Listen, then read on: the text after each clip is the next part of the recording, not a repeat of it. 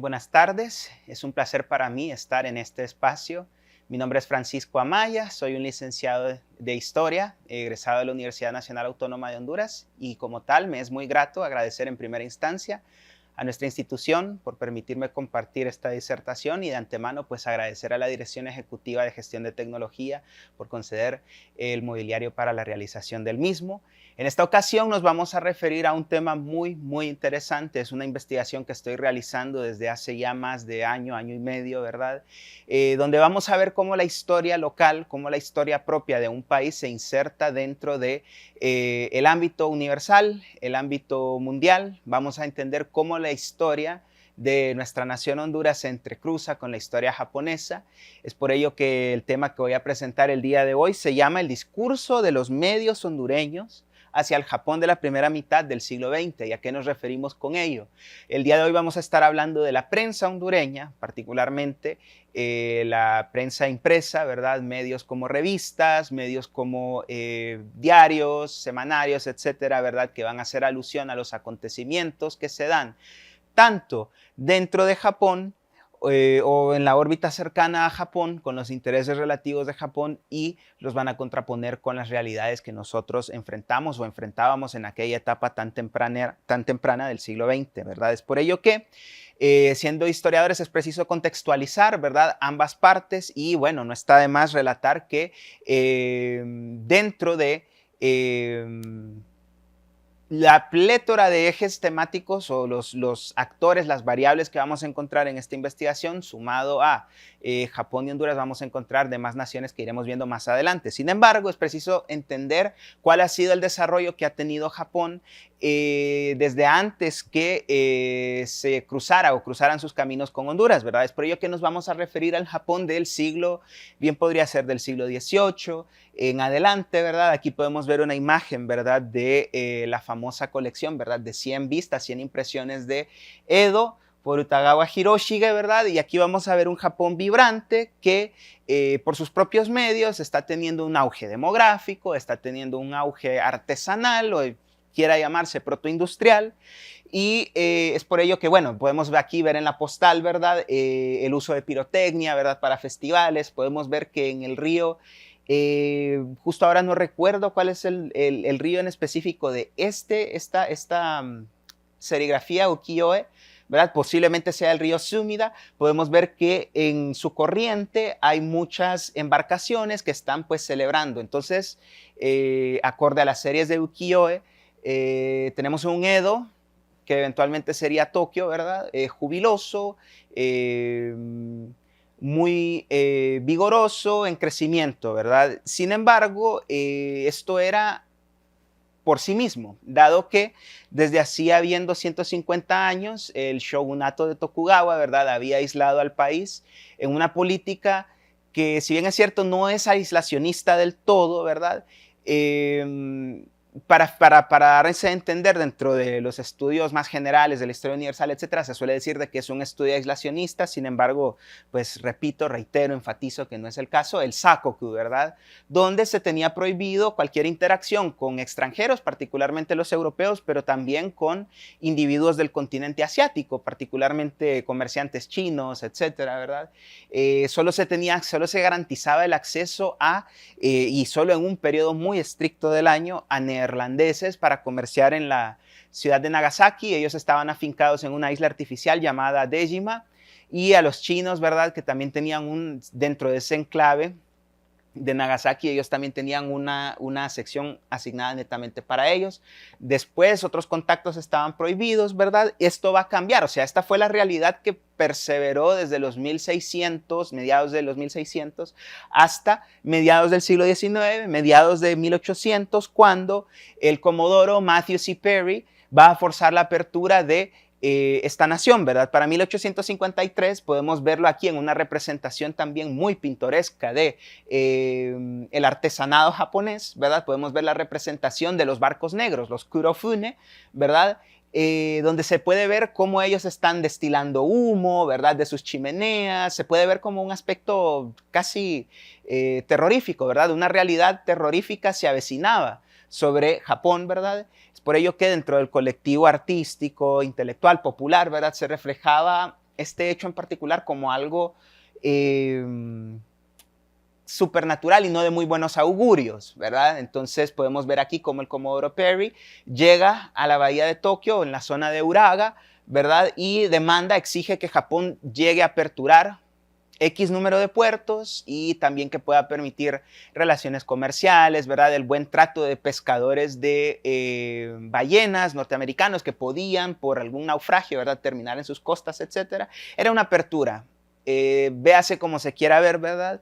Y bueno, esto realmente había sido una conmoción tanto dentro de los círculos japoneses como, o más aún, por las realidades vividas en el continente asiático. Tiempo atrás, bien unas 3 décadas, ¿verdad? Se había suscitado las guerras del opio, ¿verdad? La primera guerra del opio, donde China, que había tenido también una política aislacionista, tuvo que soportar o sufrir las consecuencias de una apertura forzosa por parte de la gran potencia de aquel tiempo, que era Gran Bretaña, etc. Lo cierto es que muchos de estos afanes de contacto, de apertura diplomática, no terminaron bien para casos como China, etcétera, ¿verdad? Entonces Japón se enfrentaba a una realidad muy oscura, muy sombría, donde tenía que efectivamente tomar una decisión que iba a cambiar el futuro del país para siempre. Después de ciertas conmociones políticas internas, ¿verdad?, se consigue hacer que triunfe la postura en favor de una modernización, una adaptación de carácter casi estratégico, dado que no fue una apertura, por así decirlo, llana, entusiasta, un tanto ingenua, ¿verdad?, de aperturarse a nuevas tecnologías, etcétera. No, todo lo contrario, realmente acorde a los altos mandos políticos del Japón en aquel tiempo, ¿verdad?, del nuevo Japón, de la caída del shogunato, ¿verdad?, Tokugawa, hacia la nueva restauración Meiji, ¿verdad?, declaró que era necesario, para poder garantizar la supervivencia del Estado, adaptarse a los nuevos conocimientos, a las nuevas tecnologías, ¿verdad?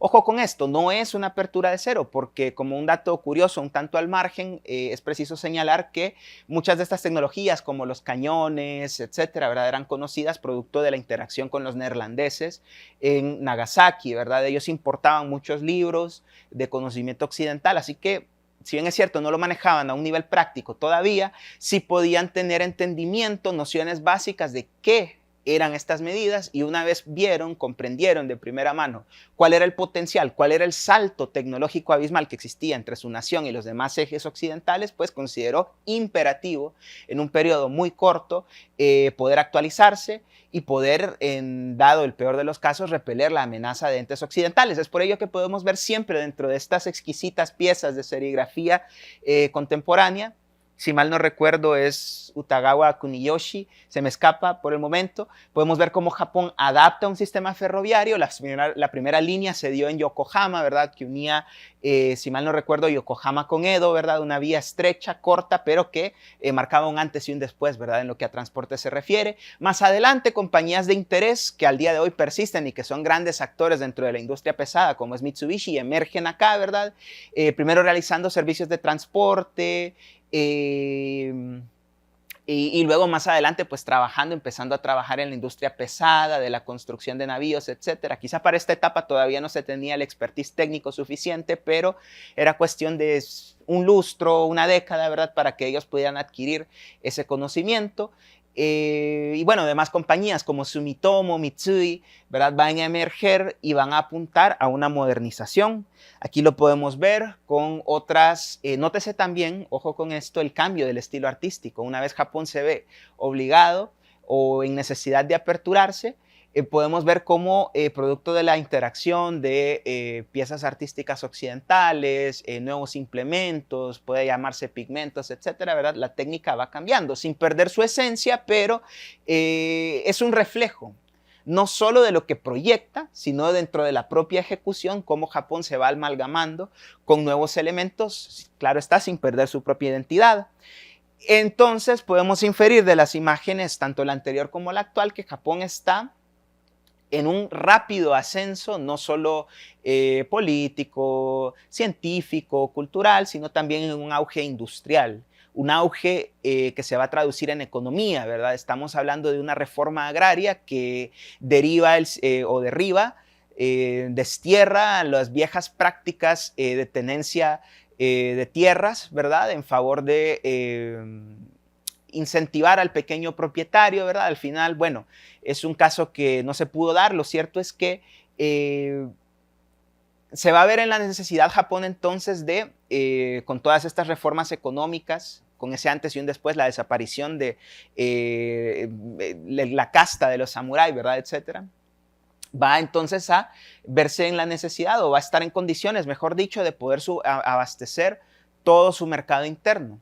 O bueno, buena parte de él, ¿verdad? Lo suficiente como para poder considerar necesario expandirse. Esto es una práctica propia de todos los, del capitalismo, ¿verdad? De todas las potencias occidentales, y este modelo de supervivencia también se va a considerar necesario, ¿verdad? Entonces vemos cómo grandes compañías que de hecho desde antes de la apertura de la nación en 1853 pues ya tenía cierto expertise. Hablábamos de un artesanado que se daba desde finales del periodo Edo, ¿verdad? Y bueno, esto se va a reflejar en nuevas compañías que van a emerger como producto de toda esta transición y de lo que ya estaba establecido anteriormente. Es una simbiosis. Casi todo lo de Japón se puede resumir en una simbiosis de la adaptación de lo nuevo a sin derribar lo antiguo, ¿verdad? Entonces, bueno, podemos ver aquí cómo una compañía de renombre mundial, ¿verdad? Como Shiseido, ¿verdad? Está proyectando una imagen de un Japón ya no necesariamente como feudal, estrictamente asiático, ¿verdad? Sino que está proyectando una imagen de modernidad. Y ojo con esto, es una imagen de modernidad cimentada sobre todo o buscando acaparar, atraer la atención tanto de los japoneses como de agentes externos. Entonces Shiseido fue una de esas compañías que dentro de el ámbito de la belleza, ¿verdad? De la higiene facial, etcétera, ¿verdad? Va a querer expandirse a otros mercados. Y bueno, ya hablábamos del caso de Mitsubishi y demás industrias pesadas. Está el caso del rubro de la seda también, que Japón pasó a ser en muy poco tiempo un líder de todo este gremio, ¿verdad? Entonces,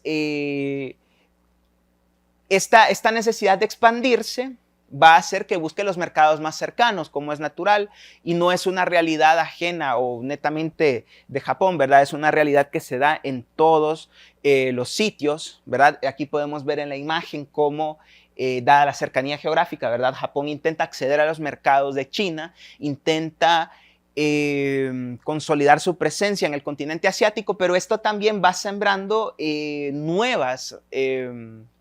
nuevas tensiones, nuevos conflictos. Aquí podemos ver, reitero, en la imagen, ¿verdad? Como las grandes potencias del mundo, industriales sobre todo, ¿verdad? Como es el caso de Alemania, Gran Bretaña, Francia, hoy por hoy, o bueno, en aquel entonces Japón, ¿verdad? Se estaban repartiendo lo mejor que podían conseguir de China, ¿verdad?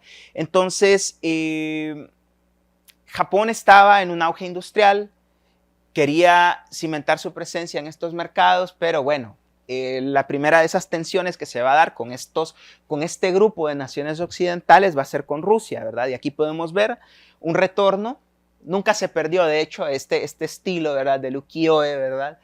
Y podemos ver cómo Japón, con un nuevo ejército profesional de conscripción, va a enfrentarse en contra de Rusia, quien desde hacía más de 150 años estaba queriendo aumentar su influencia, por qué no decirlo, anexar, ¿verdad? Partes de Manchuria, incluso en los planes más optimistas para la causa rusa, ¿verdad? Pretendían también hacerse con la península coreana o en su defecto con el sistema ferroviario de la zona. Esto atentaba en contra de los intereses del Japón, ¿verdad?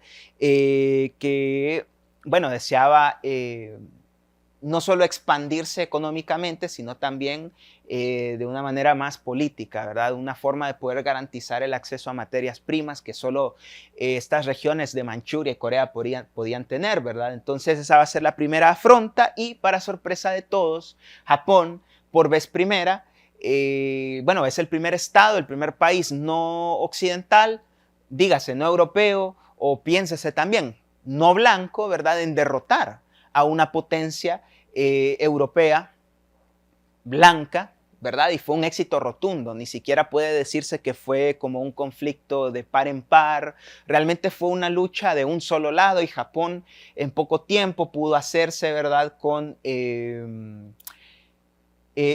cimentar o hegemonizar su influencia dentro de la península coreana. Y bueno, aquí lo ilustra la imagen cuando ellos pues consiguen otra esplendorosa victoria. Y ojo, no es una victoria netamente terrestre, sino que también es prácticamente casi un monólogo en el ámbito marítimo, ¿verdad? Japón ya era una potencia tanto a nivel marítimo, que era lo más esencial para poder proyectar realmente un poder político-económico, ¿verdad? Y ahora pues las consecuencias de este conflicto de la guerra ruso-japonesa significan que Japón, o bueno, implican que Japón va a poder hoy sí tener un dominio, una influencia indiscutible dentro de Corea, que todavía era un estado, podríamos decirle, a pesar de que era tributario de China, en cierta forma tenía independencia, ¿verdad? Hoy por hoy ya el dominio desde la primera guerra sino-japonesa, más aún con la guerra ruso-japonesa, pues se va hoy sí a consolidar esa influencia sobre Corea.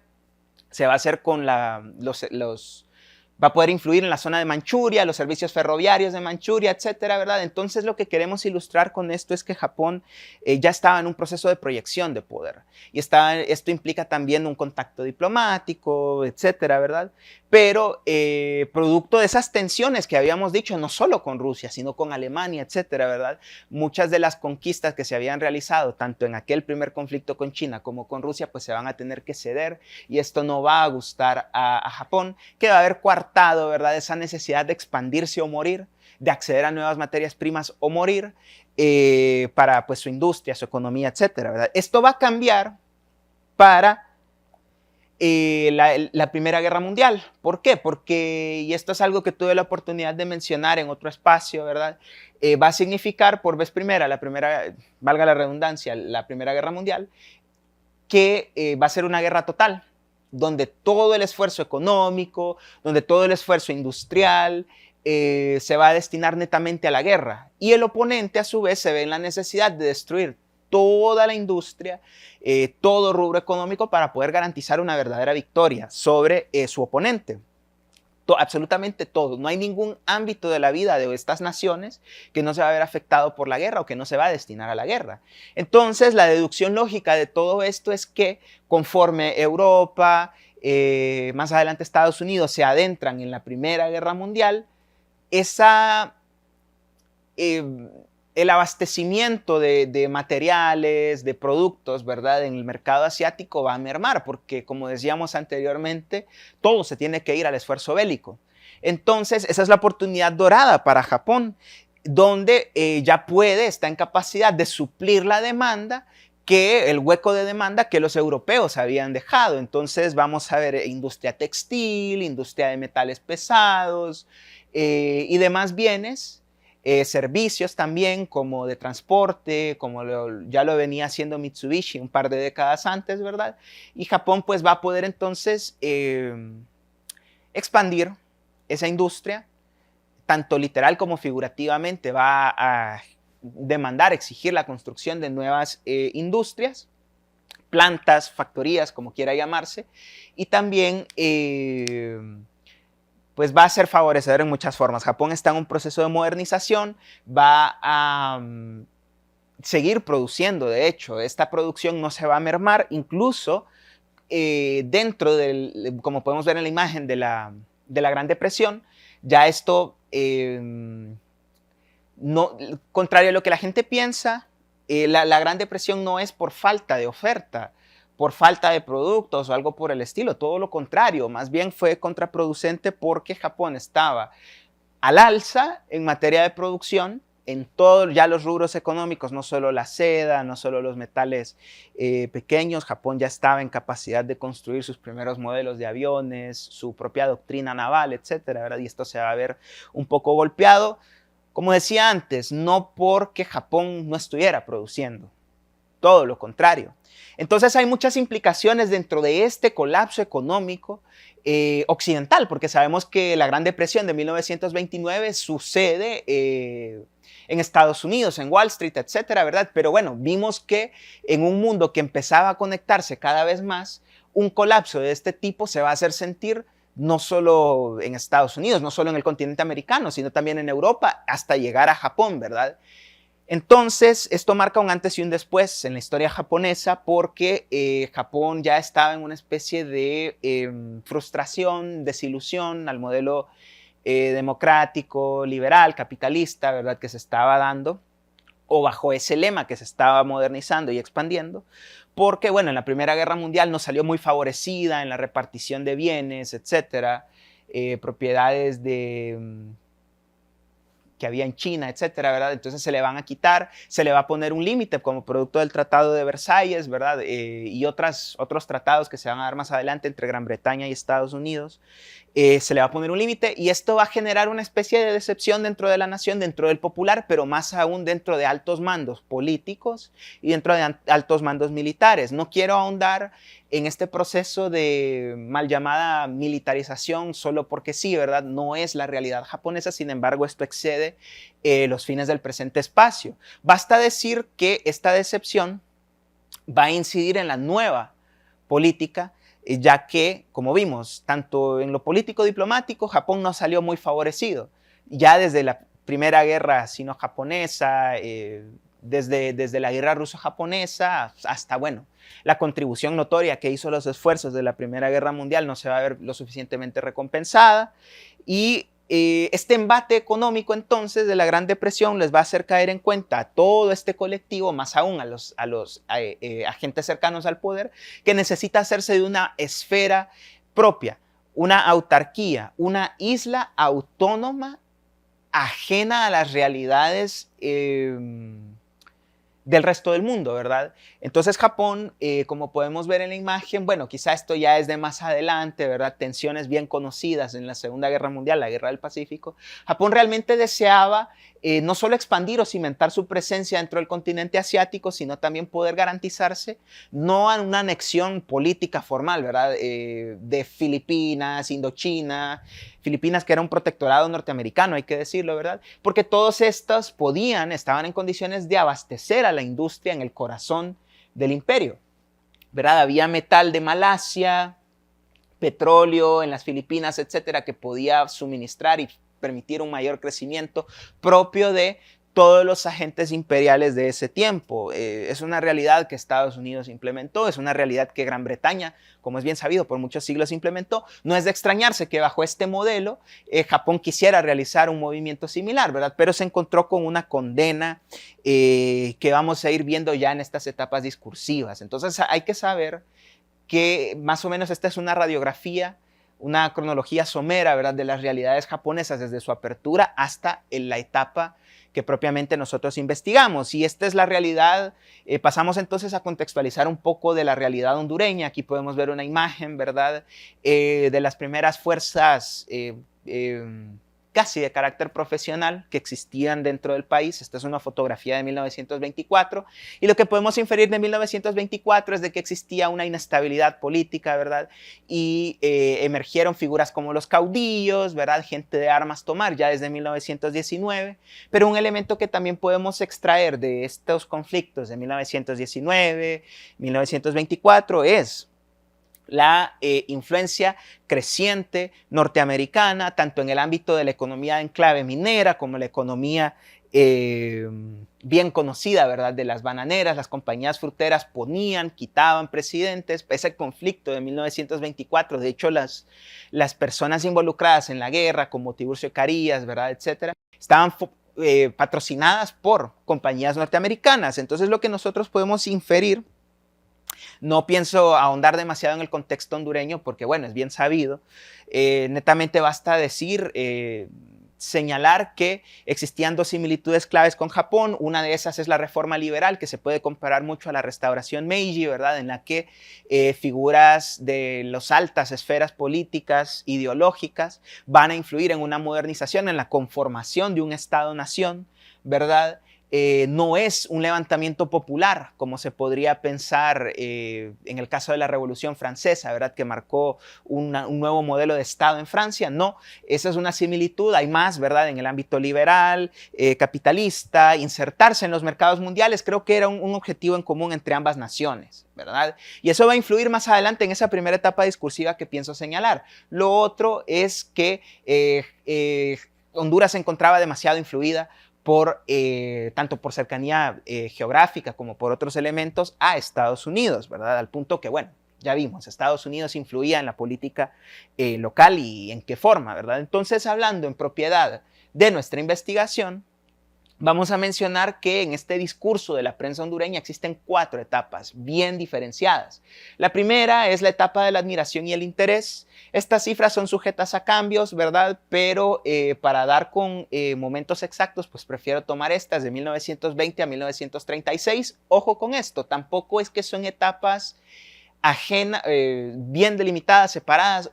Una etapa puede existir con la otra. Aquí queda evidenciado en la segunda etapa, ¿verdad? Donde hablamos de una expectación y antiimperialismo que se da de 1931 a 1936.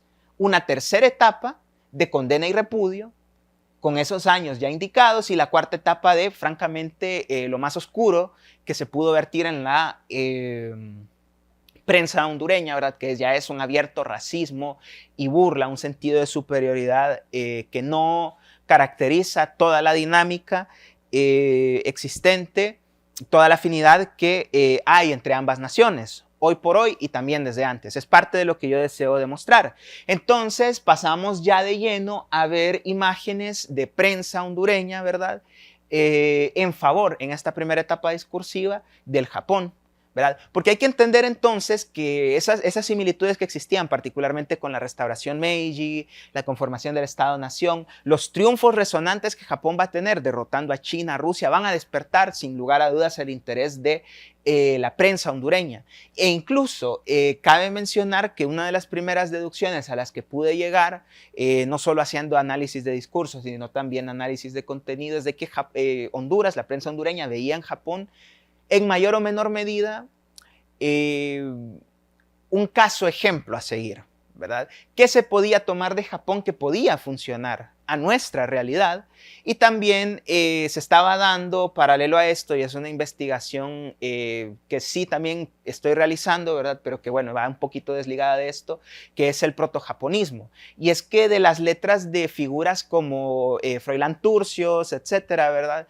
Va a emerger como consecuencia directa del romanticismo, ¿verdad? Esa afinidad por lo japonés, ¿verdad? Ese misticismo, ese encanto va a proliferar no solo dentro de las letras de Froilán Turcios, sino también de otros intelectuales centroamericanos de renombre como Rubén Darío, etcétera, ¿verdad? Lo cierto es que los círculos intelectuales tienen una afición por todo lo japonés y son capaces de discernir que, en efecto, como es muy cierto, valga el juego de palabras, existe un alto desarrollo cultural japonés, ¿verdad? Entonces vamos a ver en esta imagen, vamos a leer textualmente lo que se menciona, ¿verdad? De que en esta nota por Mario Rivas en la revista Renacimiento se va a mencionar allá por 1928 que Japón, se va a hacer esta nota al periodista Noma Seiji, ¿verdad? Una figura destacada dentro del periodismo japonés de aquellos años, y se va a mencionar lo siguiente: hombres así, con respecto a Noma Seiji, son los que forjan imperios. Nosotros, ojo con esta expresión, que somos fervientes admiradores del Japón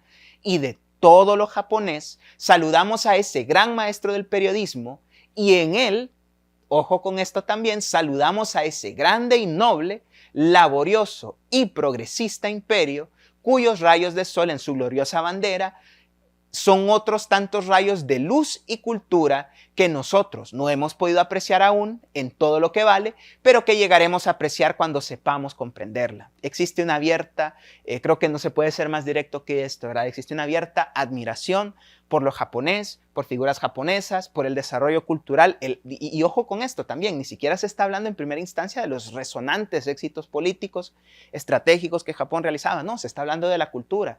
Y eso incide con el protojaponismo que también estoy investigando, ¿verdad? Entonces, bueno, aquí podemos ver la imagen un poquito más refinada, ¿verdad? De lo que habíamos leído anteriormente. Y también, dado el resonante éxito que ha tenido Japón a lo largo de los años, va a haber mucha expectativa, ¿verdad?, a los acercamientos diplomáticos que se están gestando. Esta es una revista de la década de los 30, ¿verdad?, donde se menciona de que se anuncia oficialmente, ¿verdad?, la próxima llegada del excelentísimo señor Koshida Saichiro, ¿verdad?, nuevo enviado extraordinario y ministro plenipotenciario del Japón en Honduras, ¿verdad?, es un cambio de gabinete. Los primeros acercamientos diplomáticos, no teníamos un ministro en aquel entonces, ya esto es posterior a 1935, que es cuando Japón y Honduras aperturan relaciones diplomáticas, ¿verdad? Justo ahora se me escapa el nombre del primer ministro plenipotenciario que estaba afincado en San Salvador y que extendía su influencia a Honduras, ¿verdad? Pero este es el segundo, si la memoria no me escapa, Koshida Saichiro, ¿verdad? Y ojo con esto, anticipamos al distinguido representante del gran imperio del sol naciente nuestro saludo de bienvenida. Se reconoce la grandeza de esta nación, de este imperio. Y bueno, hablábamos de altos intelectuales, no solo como Mario Rivas, como Froilán Turcios, hablamos de figuras del carácter de Salatiel Rosales, ¿verdad? En la que, bueno, la nota es un tanto extensa, pero basta decir, ¿verdad?, de que aquí se menciona, por ejemplo, el nipón de hoy es un nipón de hierro, orgulloso con sus fuertes de hierro, con sus locomotoras de hierro, con sus buques enormes de hierro. Ya no es un Japón de palanquines y crisantemos, que igual, bueno, no es antiestético eso, ¿verdad? Pero es cierto, es una nueva realidad japonesa, ¿verdad? Y bueno, se mencionan más elementos, como que de forma resonante se derrotó a Rusia, ¿verdad? Pero algo que me llama mucho la atención de figuras intelectuales como Salatiel Rosales es que tiene una capacidad previsora. Ya dentro de este texto se va señalando que producto del éxito abismal de Japón, en materia bélica, en materia estratégica, política, ¿verdad? No es de extrañarse que más naciones occidentales, más naciones blancas quieran ceñirse sobre él, ¿verdad? Aquí se menciona, por ejemplo, hoy quiere comerse a la Corea, mañana querrá comerse a la China, y no es remoto que andando el tiempo quiera echarse sobre la Asia entera, pero esto le costará porque los blancos, y quiero enfatizar mucho esa palabra, le saldrán al paso disputándole la presa, ¿verdad? Entonces, son palabras previsoras de la que iba a ser la dinámica político-ideológica sobre todo, dentro de la prensa local, ¿verdad? Entonces, otro aspecto a destacar de este texto es este último párrafo donde se dice de que nadie hubiera dicho, ¿verdad?, unos 50 años atrás, que Japón, ¿verdad?, iba a despertarse en una nación conquistadora, ¿verdad?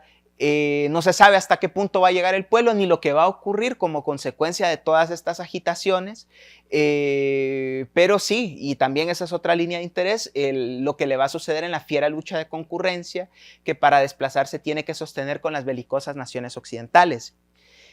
Otro interesante caso es el de este precioso crucero japonés, si se me permite decirlo, ¿verdad?, que peleó en la guerra ruso-japonesa, el crucero pesado Yakumo, ¿verdad?, que llegó a la bahía o a la isla de Amapala, ¿verdad?, y se dio este acontecimiento con gran pompa dentro de los círculos intelectuales o de prensa, ¿verdad?, donde se menciona ya, esto fue en enero de 1920, ¿verdad?, marinos japoneses en Tegucigalpa llegan anoche y se menciona también en este título, los marinos japoneses visitaron hoy al señor presidente en ejercicio y al señor presidente electo, ¿verdad? Aquí se señala con la atención con la que el cuerpo oficial del Estado hondureño les recibe con todos los honores y también, como no es de extrañarse, se habla de palabras en elogio a Japón, ¿verdad? Entonces, verdaderamente lo que podemos sustraer de esta primera etapa discursiva es que Japón es admirado, es estudiado también, otro de los medios que quizá no me pueda permitir proyectar acá, ¿verdad? Son estudios de importaciones y exportaciones que Japón sostuvo con otras naciones de América Latina en revistas económicas de Honduras. Entonces existe un abierto interés por Japón, una afinidad nata, natural, un caso ejemplo, y existe un verdadero interés por acercarse todavía más con él. Sin embargo, en esta segunda etapa, confluyendo con el contexto que habíamos dado de Japón anteriormente, ¿verdad? Japón se va a ver en la necesidad de realizar esta autarquía, esta esfera de coprosperidad económica, y es ahí cuando intenta por vez primera, o sí, podríamos decirlo, vez primera, proyectar su hegemonía sobre estados como China, Manchuria, ¿verdad?, etcétera. Manchuria era una región muy aislada, segregada, Y es que por siglos la dinastía Qing, que era la que estuvo hasta 1912 regiendo sobre China, la tuvo como de prohibido paso para el chino normal. Entonces era una región muy aislada, pero con un potencial que Japón preveía. Cabe mencionar que también China para estos años estuvo muy dividida por guerras civiles. Figuras como Zhang Zuoli, ¿verdad? El propio Chiang Kai-shek, estuvieron peleando para pues reunificar China, y es en esta coyuntura en la que Japón pues decide tomar partido, tomar ventaja, y esta es una de las primeras propagandas en favor de esa coprosperidad asiática, donde vemos a un niño japonés tomado de la mano de niños manchúes, ciudadanos chinos también, porque en ese periodo convulso de la historia china, una de estas banderas, se me escapa cuál justo ahora, es la que constituye a China, ¿verdad? Como tal, ya no con el estandarte del Kuomintang, etcétera, ¿verdad? Esta segunda etapa, entonces, decíamos que es de expectación, porque Japón intenta cimentar verdaderamente, hoy sí de lleno, proyectar su poder sobre estas regiones, y entonces la reacción que va a tener la prensa hondureña va a ser un tanto de observación. No voy a decir cautela todavía, pero es como una especie de observación muy consciente de qué es lo que está ocurriendo en el territorio asiático. En revistas como La Aurora, por ejemplo, van a cubrir cuando Japón establece Manchukuo, ¿verdad? Toma al emperador Xuantong, ¿verdad? Mejor conocido como Puyi, lo consagra como emperador del nuevo estado de Manchukuo, ¿verdad? Y son realmente declaraciones someras. Todavía Japón no se quiere, o mejor dicho, la prensa hondureña no quiere sacar una opinión de todo lo que está ocurriendo, se limita a dar hechos puntuales, pero también aquí se empiezan a dar casos ya no solo de admiración, sino que autores como Salvador Turcios de la revista, ¿verdad? Repertorio de Honduras va a mencionar que es de cuestionarse un poco el pensamiento japonés porque quizá no se vincule tanto con los valores democráticos occidentales, etc. Figuras como o bueno, otros autores del repertorio de Honduras también en otras fechas van a mencionar de que el caso de Japón es interesante porque sí constituye una industria creciente, pero no en favor de sus propios productos, sino que construye factorías para empresas occidentales, dejando entrever como, sin quererlo, sin saberlo quizá, o con toda intención, ¿verdad?, de que Japón al final del día no era más que un caso excepcional donde Europa al final seguía gobernando, donde el blanco seguía en preponderancia, ¿verdad?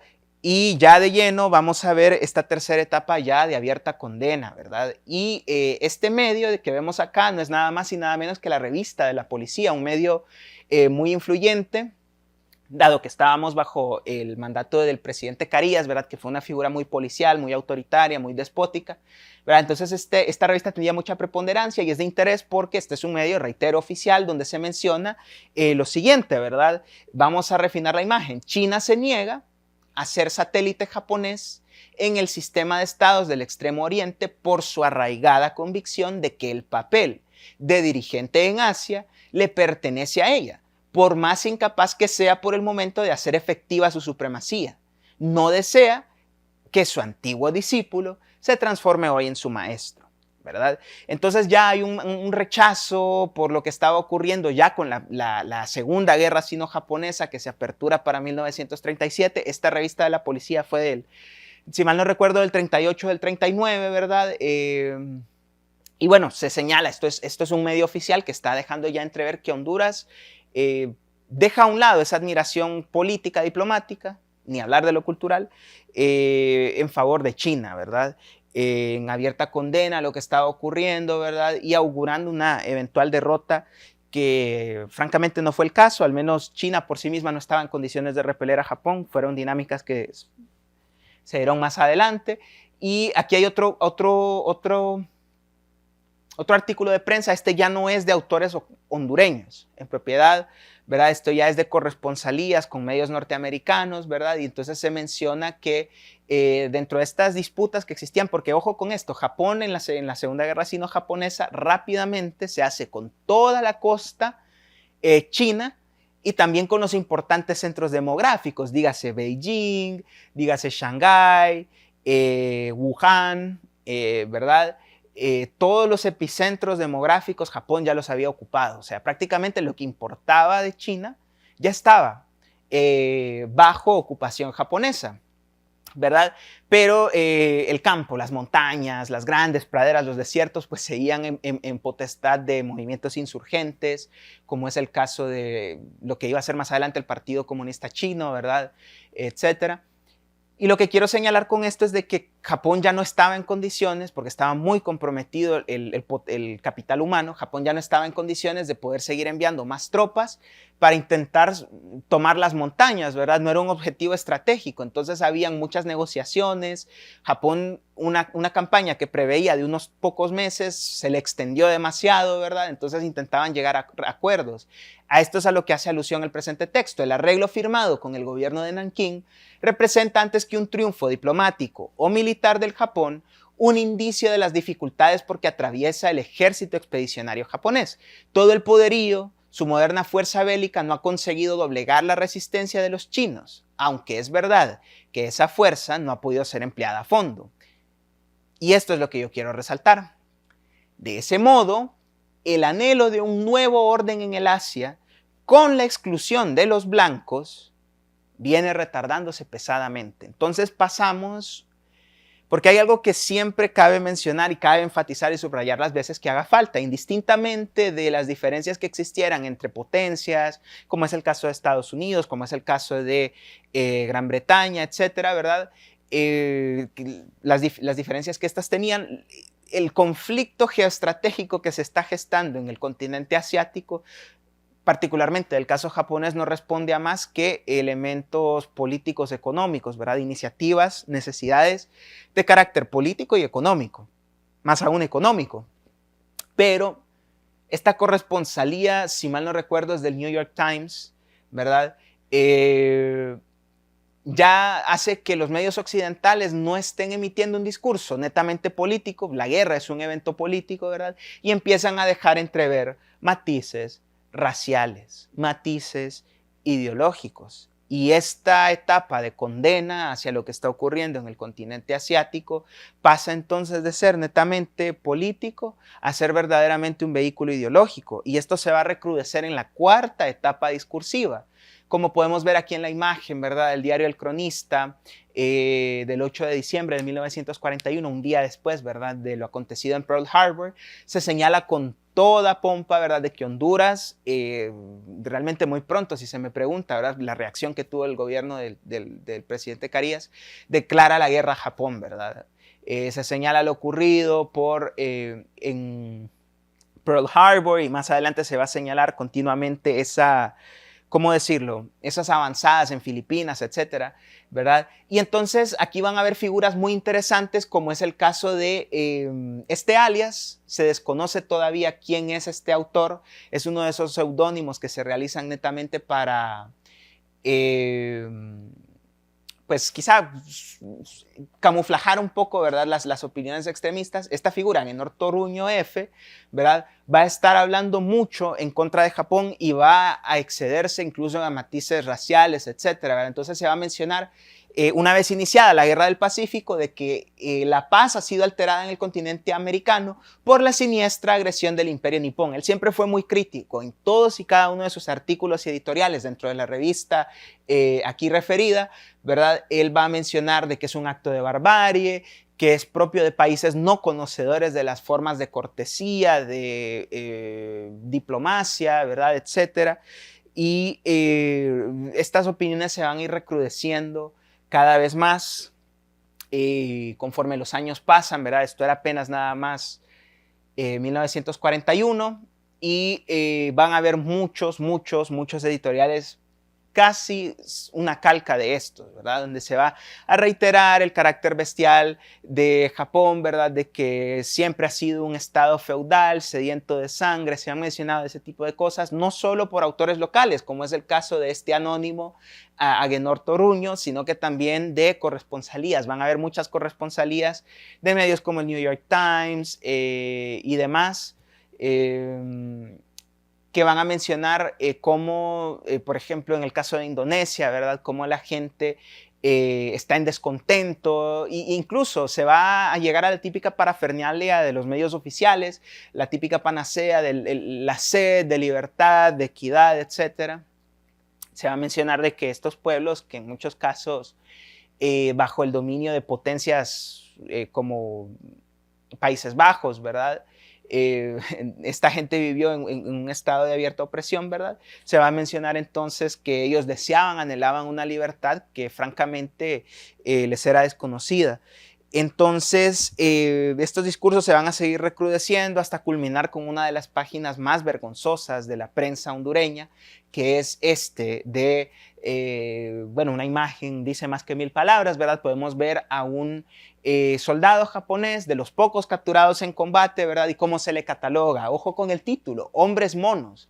Va a ser una práctica común también, tanto de corresponsalías como de autores locales. Se van a compartir muchas gráficas, muchas caricaturas, ¿verdad? Donde se exageran las facciones, los rasgos, pues sí, faciales de los japoneses, ¿verdad? Se les va a comparar con hombres monos, van a haber otros textos donde se les va a catalogar de infrahumanos. Entonces es una de esas páginas, creo que este es el punto más bajo, ¿verdad? Que está dentro del discurso vertido por los medios hondureños. Y bueno, esto va a haber fin para, como bien sabemos la fecha, agosto, julio de 1945, Alemania en primera instancia, Japón posterior ya en los meses de agosto, pero desde acá ya se anticipa, una vez Alemania ha sido derrotada en un medio tan diverso, tan progresista, como es el caso de la revista Panamérica, de la directora, una de las primeras editoras, ¿verdad?, en propiedad de los medios hondureños, Olimpia Varela y Varela, ¿verdad?, va a señalar la aurora de la paz, producto del fin de la guerra, ¿verdad? No va a haber ya un discurso tan extremo como lo había dado o lo había hecho Agenor Toruño, ¿verdad? Pero sí se va a mencionar, ¿verdad?, de que estos países propios del eje del mal han aprendido su lección y se exalta, ¿verdad?, a que otro atentado en contra de la libertad pues se ha enfrentado de la misma fuerza y que de la mano los países construyen ahora un nuevo mundo. Con ello llegamos a la última etapa discursiva y francamente este es un trabajo que se piensa publicar en algún medio científico, ¿verdad? Para ello se sigue trabajando, hay omisiones importantes que, bueno, se invita, ¿verdad?, que una vez se ha publicado el mismo, pues se puedan revisar, se pueda cotejar ese documento, ese texto que voy a tener el gusto de publicar en caso de que sea aceptado. Y por ello me he tomado la libertad de resumir buena parte de de lo antes mencionado en este cuadro, ¿verdad? Como decía, realmente es una investigación un tanto más extensa, ¿verdad? Omitiendo el contexto que había dado anteriormente. Tiene más variables, otros ejes, ¿verdad? Y podemos ver cómo se interrelacionan. Sumado a lo que había mencionado de Honduras, Estados Unidos y Japón, ¿verdad?, tenemos el caso de China y cómo la dinámica sostenida entre Honduras confluye para emitir un discurso anti-japonés, pro-chino, ¿verdad? Vemos lo que decíamos anteriormente, Japón con una apertura diplomática va a tener un rápido crecimiento industrial, subsecuentemente un rápido crecimiento económico y la necesidad de defenderse, de protegerse de aquellos grandes entes occidentales le va a hacer que tenga un rápido crecimiento militar con el que disputar la hegemonía del Pacífico, que era el eje comercial y de materias primas al que tanto Estados Unidos como Japón podían tener acceso más rápido. Eran los dos países, los únicos dos en capacidad de hacer esta proeza, ¿verdad? Naturalmente Estados Unidos, siendo ya desde hacía un siglo un estado, una nación en expansión con pretensiones globalistas, ¿verdad?, no va a querer perder tan importante zona del planeta, ¿verdad? Y ya tenía, en efecto, un poderoso aparato mediático propagandístico. Estamos hablando solamente de prensa y estamos omitiendo elementos más importantes, como es el caso de Hollywood, etcétera, ¿verdad? Lo cierto es que producto de tanto su economía y demás elementos, demografía, etcétera, junto con este aparato mediático va a tener una influencia política, económica en el mundo, pero sobre todo en Honduras, ¿verdad?, con Honduras, que También presentaba sus respectivas similitudes de la construcción de un Estado-nación con Japón, pero también presentaba similitudes con China, ¿verdad? Y es que, bueno, Carías tenía similitudes caudillistas con Chiang Kai-shek. El Partido Nacional, curiosamente, se parece mucho al Kuomintang, ¿verdad? Realmente el Kuomintang no es más que un partido nacional, así se hace llamar. Estas son figuras de caudillos, ¿verdad? Van a tener prolongadas guerras civiles en esta transformación, esa modernización del Estado. Y bueno, no está de más decir rápidamente que Carías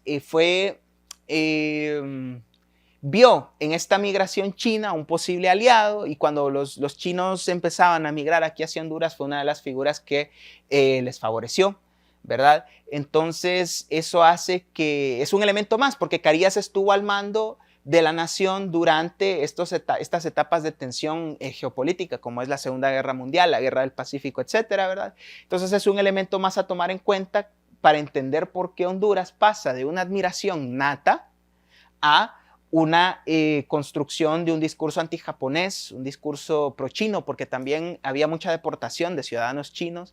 De hecho, un artículo, una ley de 1929 incluso prohibía para fines prácticos el acceso a los chinos al país. Se le veía como un grupo non grato, un grupo que no iba a traer progreso, sino todo lo contrario, ¿verdad? Y sin embargo, eso es lo interesante de esos ejes que mencioné en la investigación.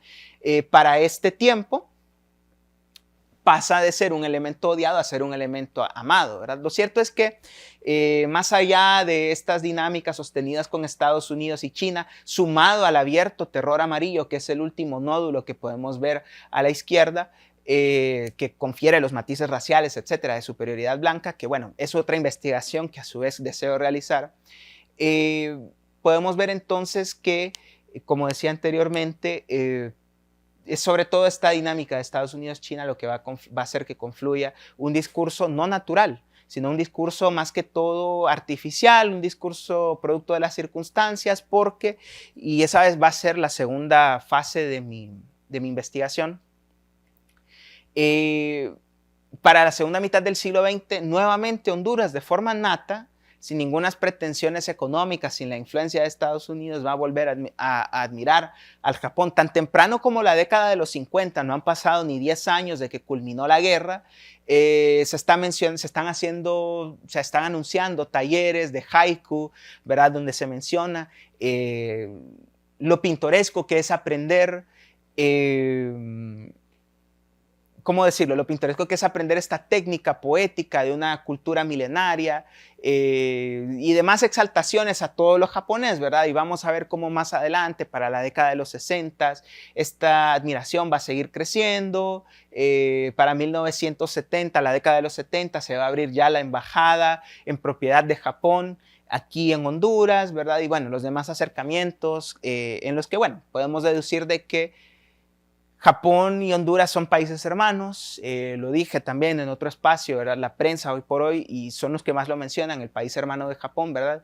Y la colaboración que Japón hoy por hoy da a Honduras, tanto en materia económica, científica, económica, qué sé yo, demás factores que demuestran que Japón tiene un abierto interés, como Honduras, pues lo tiene por esa noble nación insular, ¿verdad? Así que, bueno, este ha sido un rápido recorrido de el discurso de los medios hondureños vertidos al Japón en esa primera mitad del siglo XX. Espero que el presente espacio, la presente disertación haya sido de su agrado, haya sido de su utilidad.